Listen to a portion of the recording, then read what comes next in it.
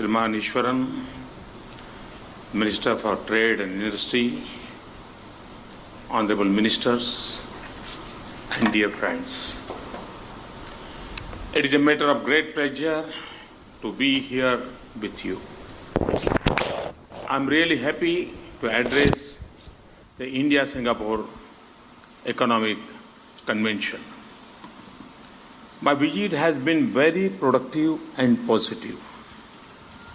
I had excellent meetings with Singapore leaders today in the morning.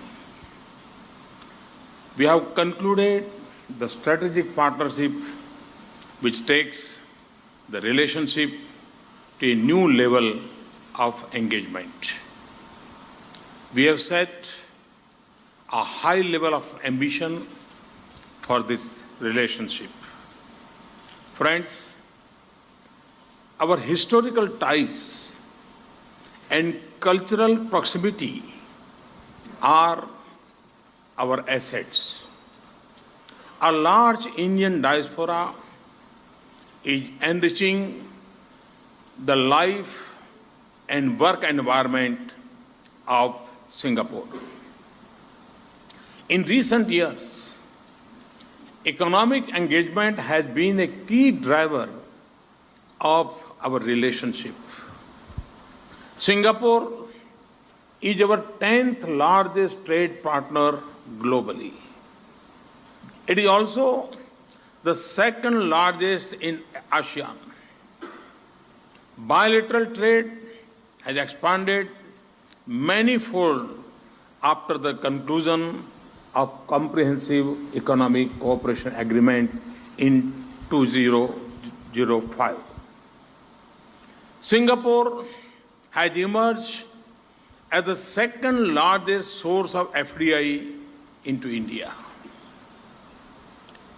Outward Indian FDI to Singapore has also increased in recent times. Singapore is now one of the top destinations for Indian investments. A significantly large number of Indian companies are registered in Singapore.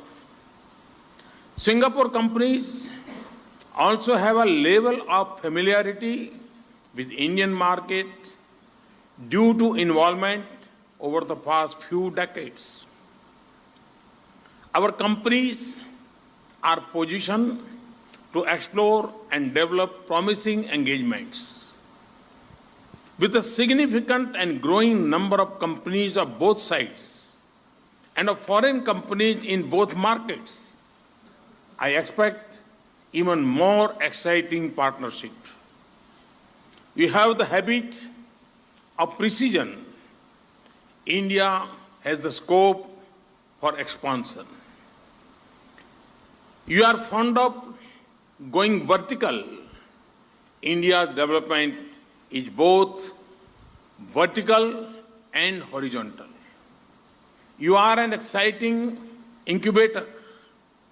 India is a vast laboratory. Thus, Singapore and India can work together in many promising areas. Last month, I had the opportunity of laying the foundation of 2 projects in India with participation of Singapore. One is the new capital city of Andhra Pradesh, Amravati. Singapore is involved in preparation of the master plan for this new city. Secondly, I have laid the foundation stone for the 4th container terminal at Jawaharlal Nehru Port, Mumbai, which is being built in partnership with PSA Singapore.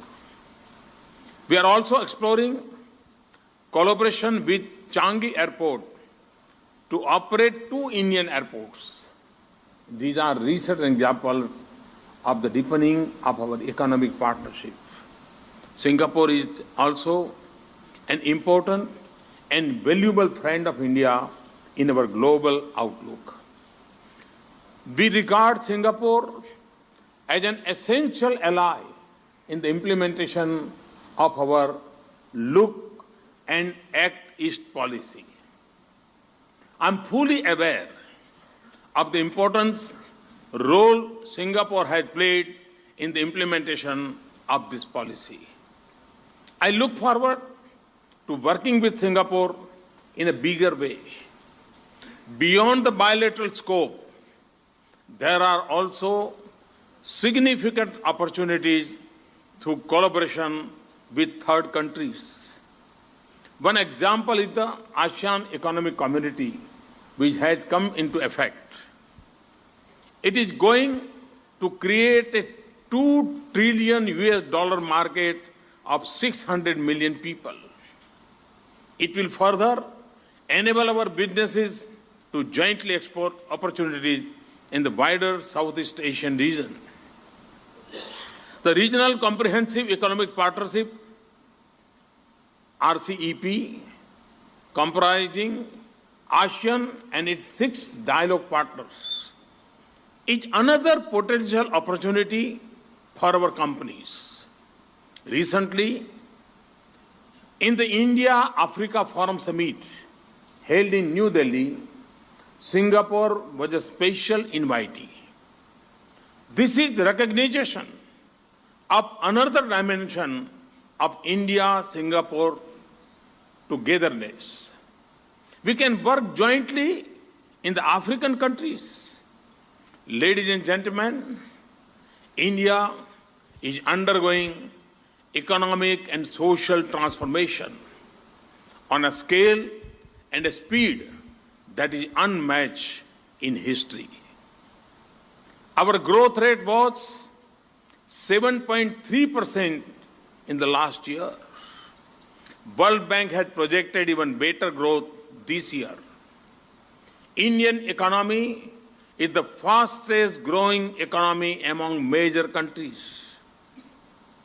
We are also working hard that the benefits of this growth reaches to the common man.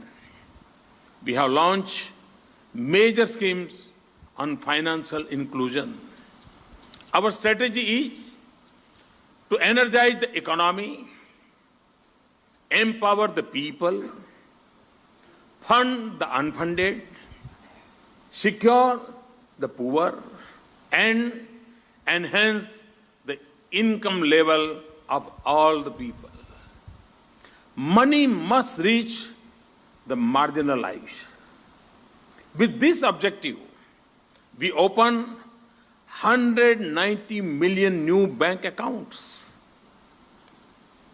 Through them, we are trying to ensure direct transfer of benefits to the poor.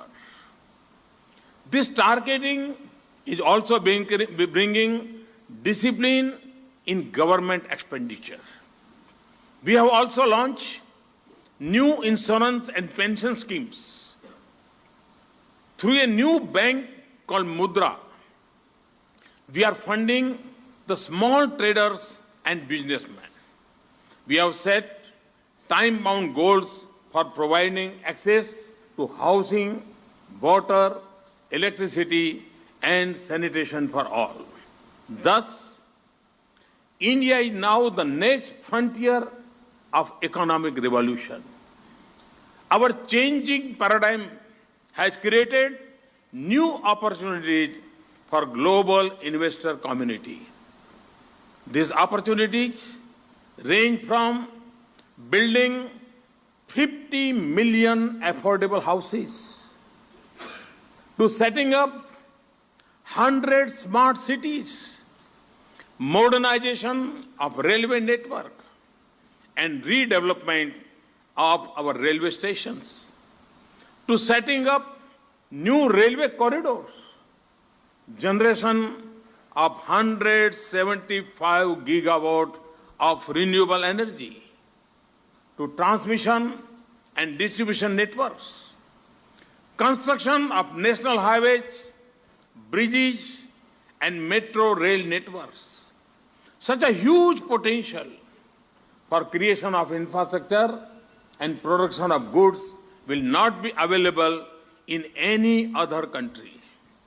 More importantly, no one place on the earth can offer the customer base on such a massive scale.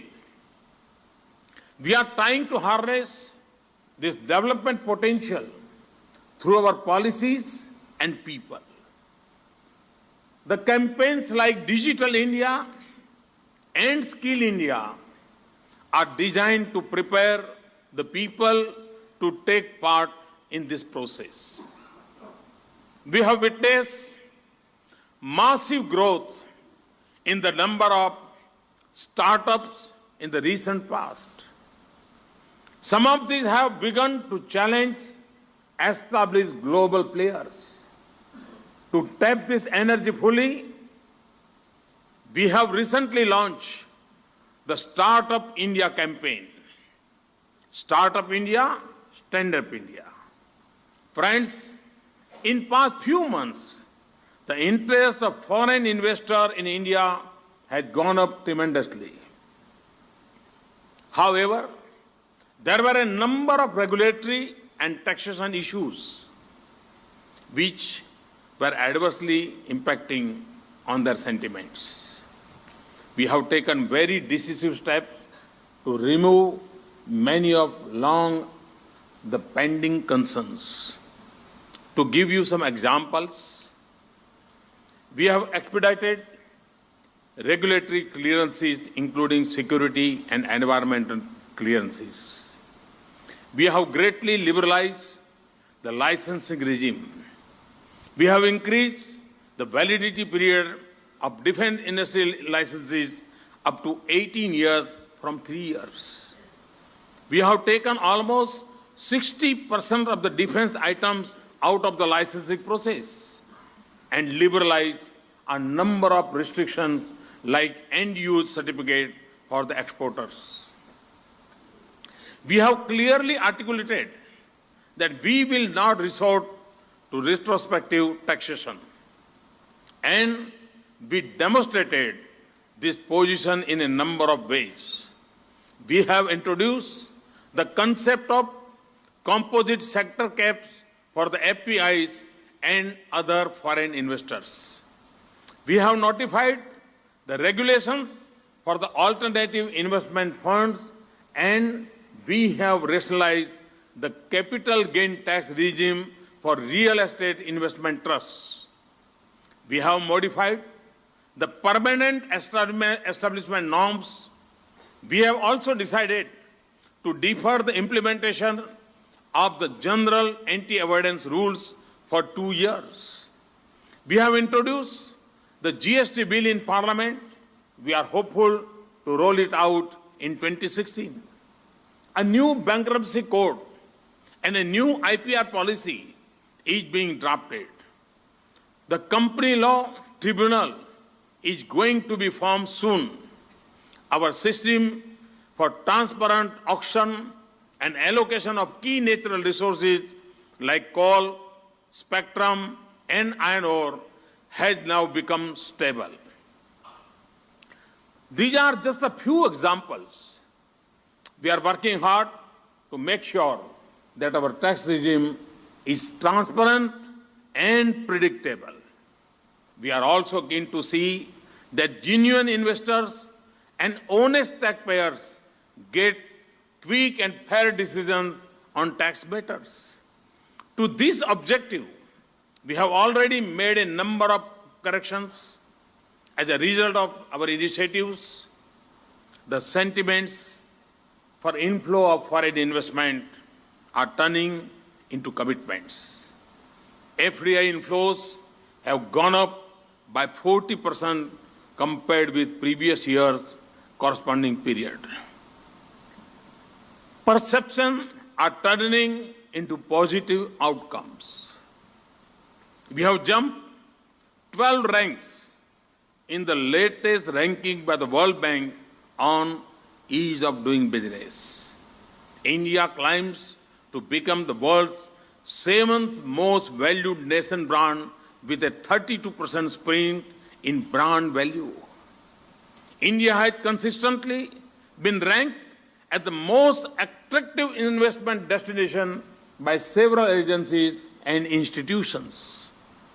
India has also improved its UNCTAD ranking of investment attractiveness.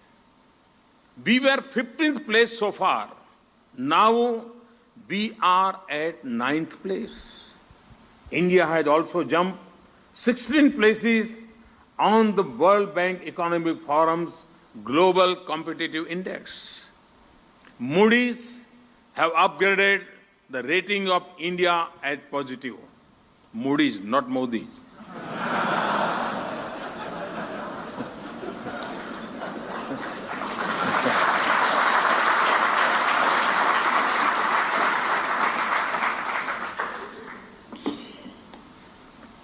Thus, just in 18 months, we have successfully restored the credibility of India in the eyes of global players. As soon as my government took over, we started liberalizing the FDI regime along with other reforms. We allowed 100% FDI in railways and enhanced the FDI limit to 49% in defense and insurance. We are also conscious of the last mile operational issues in such policies. In that spirit, we are fine-tuning the procedures also. Early this month, we have taken a very dynamic step to further open up the economy for FDI. With this last round of reforms, India is among the most open economies for FDI. Some new sectors have been fully opened for FDI. For most of the sectors, FDI clearances are now on automatic route. In addition to greenfield areas, many sectors can freely absorb FDI in brownfield projects. This includes roads, construction, and medical devices. Entry and exit conditions have been greatly relaxed for FDI. Friends, we are keen to scale up investment in next generation infrastructure, including digital networks and clean energy. In addition to the core infrastructure, we are keen to invest in our social, industrial, and agri infrastructure to give better income and quality of life to our people. With tight control over expenditure, we have greatly increased capital investment by the public sector. To leverage this, we are setting up National Investment and Infrastructure Fund. We are also coming up with tax-free infrastructure bonds with a view to broaden the corporate bond market. This will also provide long-term finance for infrastructure. For infrastructure, we have also decided to launch rupee bonds in some countries. Singapore could be among them. We are quite eager to work with Singapore in this regard.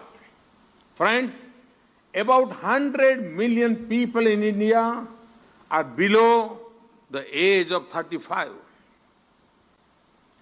These aspirations, energy, enterprise, and skill will be the force for India's economic transformation. But the immediate challenge is to productively employ the youth. For meeting this challenge, we need to provide a huge push to manufacturing, which has stagnated at around 16% of the GDP for several decades. This share must reach around 25% in the short and medium term. With this in view, we have launched the Make in India initiative. We are working on all fronts to make India a global manufacturing hub. We are creating the global skill pool to establish a modern economy with a world-class manufacturing sector.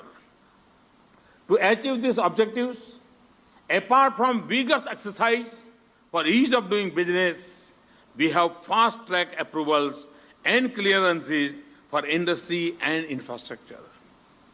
The hallmark of our strategy is good governance, which is participative and policy-driven. Through PPP, we are encouraging private investment in areas where earlier only government used to invest.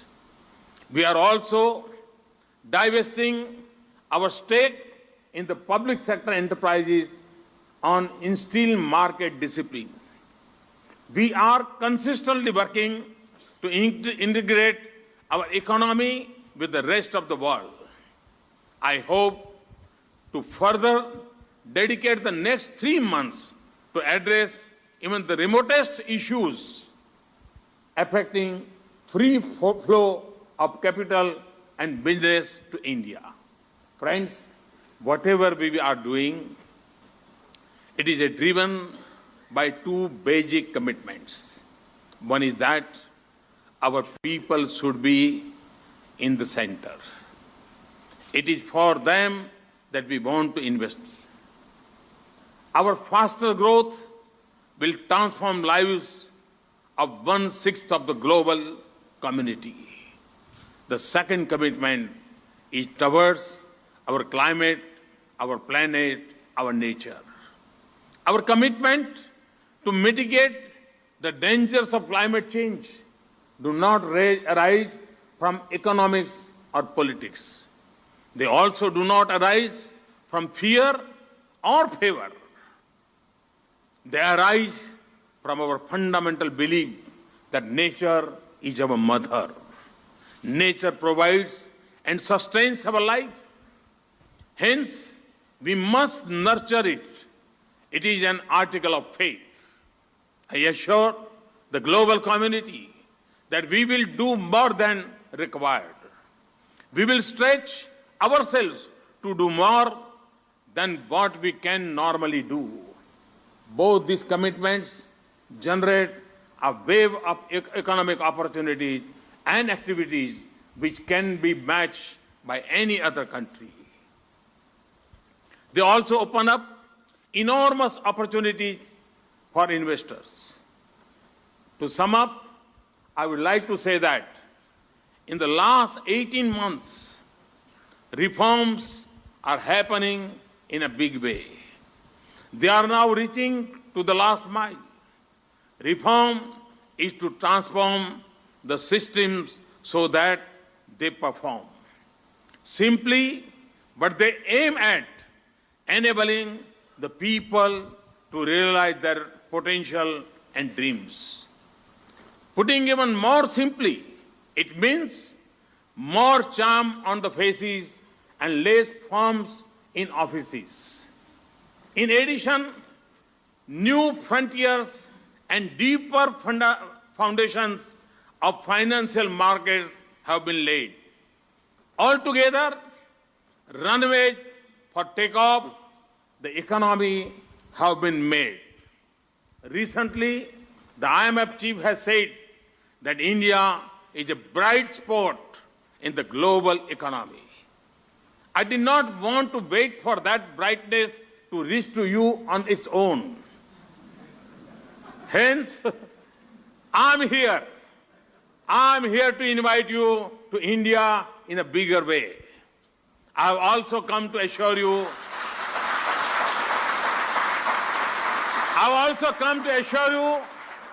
that I am there to carefully hold your hands. Thank you very much. Thank you. Thank you, Your Excellency.